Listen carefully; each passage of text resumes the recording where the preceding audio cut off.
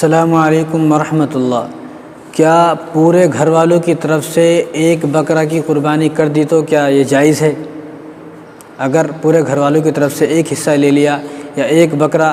ذبح کیا تو قربانی ہو جائے گی؟ اس مسئلے میں بہت زیادہ کنفیوژن ہے۔ کوئی یہ کہتا ہے کہ بھئی ایک گھر میں چاہے کتنے بھی آدمی رہتے ہوں، اگر انہوں نے ایک بکرا کر دیا تو سب کی طرف سے ادا ہو جائے گی، کوئی کہتا ہے نہیں ہوگی۔ تو یہ صحیح مسئلہ کیا ہے؟ اس میں بہت ساری کنفیوژن ہے۔ دیکھو، آپ یاد رکھیں، آپ ایک بات یاد رکھیں کہ قربانی ہر اس شخص پر ہے جو آدمی صاحب نصاب ہے۔ ایک گھر کی طرف سے قربانی جب پوری ہوگی جب اس گھر میں یعنی ایک آدمی ہے، باپ ہے، اور اس کے 4 بیٹے ہیں،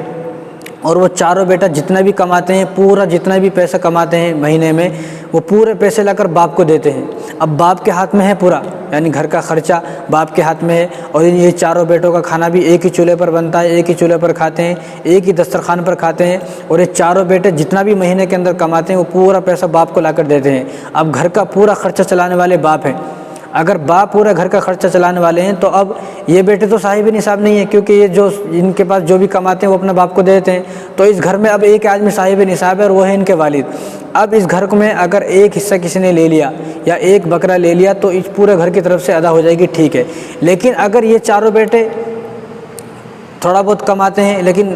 جو کماتے ہیں تھوڑا بہت باپ کو دیتے ہیں اور تھوڑا بہت اپنے پاس رکھتے ہیں، اور ان کے پاس اتنے پیسے ہوگا کہ یہ صاحب نصاب ہیں، یعنی یہ 52.5 تولہ چاندی کی مقدار کے برابر ان کے پاس پیسے ہیں، تو ان سب کو اپنے اپنی طرف سے لینا پڑے گا۔ یا اسی طرح کوئی ایک آدمی ہے، اس کے 3-4 بیٹے ہیں، اور وہ چاروں بیٹے الگ الگ رہتے ہیں، کوئی کہیں رہتا ہے، کوئی کہیں رہتا ہے، کوئی کہیں رہتا ہے۔ اب یہ چاروں بیٹے جو ہے عید کے دن یہاں پر اکٹھے ہو کر باپ نے قربانی کر دی، انہوں نے کھا لیا، انہوں نے سوچا کہ انہوں نے یہ سوچا کہ ہماری بھی ادا ہو گئی، باپ نے کر دیا، تو ایسا نہیں ہے۔ بلکہ آپ ایک بات ذہن میں رکھیں کہ قربانی ہر اس شخص پر ہے جو آدمی صاحب نصاب ہے، ہر اس شخص پر جو آدمی صاحب نصاب ہے۔ اب صاحب نصاب آپ خود سوچ سکتے ہیں کہ جس آدمی کے پاس 52.5 تولہ چاندی کی مقدار میں پیسے ہیں،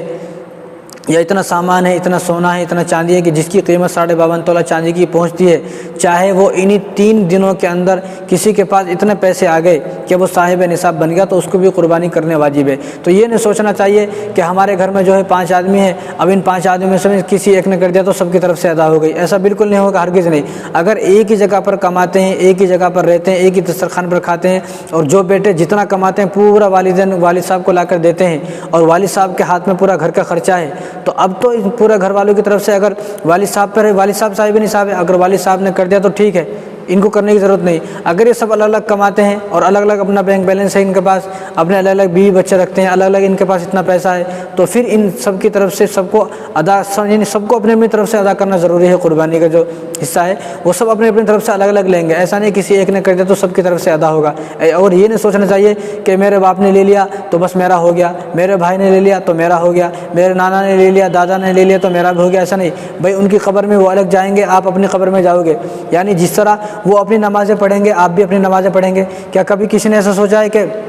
میرے والد صاحب نماز پڑھتے ہیں مجھے نماز پڑھنے کی ضرورت نہیں، میرے بھائی نماز پڑھتے ہیں مجھے نماز پڑھنے کی ضرورت نہیں، یا میرے دادا دادی نانا نانی نماز پڑھتے ہیں مجھے نماز پڑھنے کی ضرورت نہیں؟ جس طرح ان کو نماز کی ضرورت ہے آپ کو بھی نماز کی ضرورت ہے، جس طرح ان کو زکوٰۃ دینے کی ضرورت ہے آپ کو بھی زکوٰۃ دینے کی ضرورت ہے، جس طرح روزے ان کے الگ ہیں آپ کے الگ ہیں، وہ روزہ رکھیں گے تو ان کو ثواب ملے گا، آپ روزہ رکھیں گے تو آپ کو ثواب ملے گا۔ اسی طرح قربانی کا بھی مسئلہ ہے کہ قربانی میں آپ کریں گے تو آپ کو ثواب ملے گا، وہ کریں گے تو وہ اس کا ثواب ان کو ملے گا۔ تو قربانی میں آپ یہ یاد رکھیں کہ جو آدمی صاحب نصاب ہے، چاہے وہ ایک گھر میں رہتا ہوں، چاہے وہ ایک ہی چھت کے نیچے رہتا ہو، ایک ہی جگہ کھاتے ہوں، جتنے گھر میں صاحب نصاب ہے اتنے ہی آپ کو حصہ لینا پڑیں گے۔